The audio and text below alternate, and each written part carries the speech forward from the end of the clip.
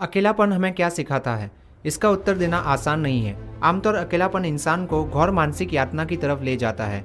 ये कहना भी गलत नहीं होगा कि अकेलापन शून्य में ले जाता है, जहाँ अनंत तक सिर्फ अंधकार ही दिखाई देता है। ऐसी स्थिति में सोचना व समझना बेईमान साबित हो सकता है, जिसके कारण इंसान कभी कभी गलत कदम उठा सकता है और अधिकतर उदाहरणों में जीवन का अंतिम क्षण भी साबित हो सकता है। लेकिन अगर हम दूसरे नजरिए से देखें तो आप सोच पाएंगे, अकेलापन हमें अंधकार की गहराइयों में ले जाना सिखाता है या इससे हमारे अंदर छिपी हुई शक्तियों को भी पहचाना जा सकता है। मेरा अनुभव यह कहता है कि अकेलापन हमें मजबूत बनाता है। इस मनोस्थिति में हम स्वयं को समझने लगते हैं, स्वयं से हमारा परिचय होता है और अपनी कमियों, मजबूतियों और गलतियों का बोध होता है। असल में खुद को समझना ही ब्रह्मांड और ईश्वर को समझना है। इस सकारात्मक शक्ति को पहचानने की हमें सबसे ज्यादा आवश्यकता है और आत्मबोध केवल इसी पद्धति से हो सकता है। आज जमाना रफ्तार का है।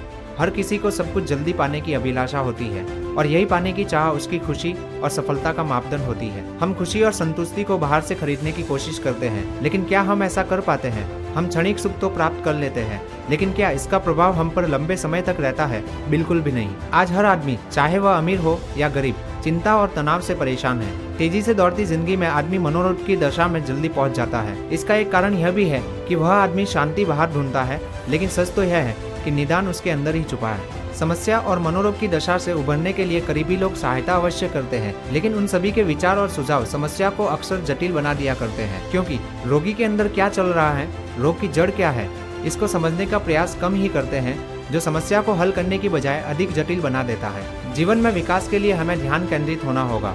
जब हम ध्यान केंद्रित हो जाते हैं, तब हमारे अंदर सकारात्मक ऊर्जा का संचार होता है, जो शीतलता व सहनशीलता की ओर ले जाता है। इससे हम अपने आप को समझने में सफल होंगे।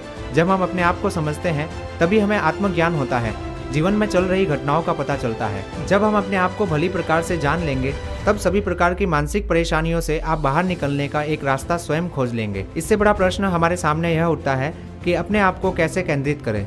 लेकिन इसका अर्थ यह बिल्कुल नहीं है कि आप अकेला रहना शुरू कर दें या अकेलेपन का शिकार हो जाए।